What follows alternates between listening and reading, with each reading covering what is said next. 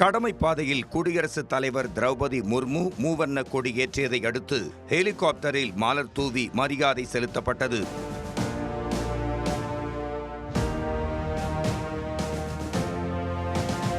இதைத் தொடர்ந்து ராணுவத்தினர், மத்திய அமைச்சகங்கள் மற்றும் மாநிலங்களின் பேரணியும் வாகன ஊர்தியும் நடத்தப்பட்டது. முன்னதாக நடைபெற்ற ராணுவத்தினர், துணை ராணுவப் படையினர் பிரம்மாண்ட பேரணியில் ஈடுபட்ட நிலையில் குடியரசுத் தலைவர் திரௌபதி முர்மு அணிவகுப்பு மரியாதையை ஏற்றுக்கொண்டார்.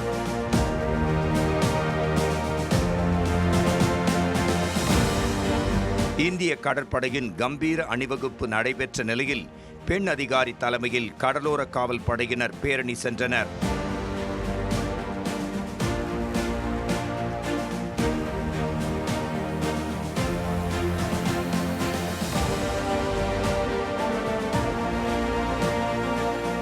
ஏவுகணை மேக் இன் இந்தியா திட்டத்தில் தயாரிக்கப்பட்ட ராணுவ தளவாடங்கள் வரிசையாக பேரணியாக சென்றன. மிடுக்குடன் சென்ற இந்திய விமானப்படையினரின் அணிவகுப்பை மக்கள் உற்சாகத்துடன் கண்டுகளித்தனர்.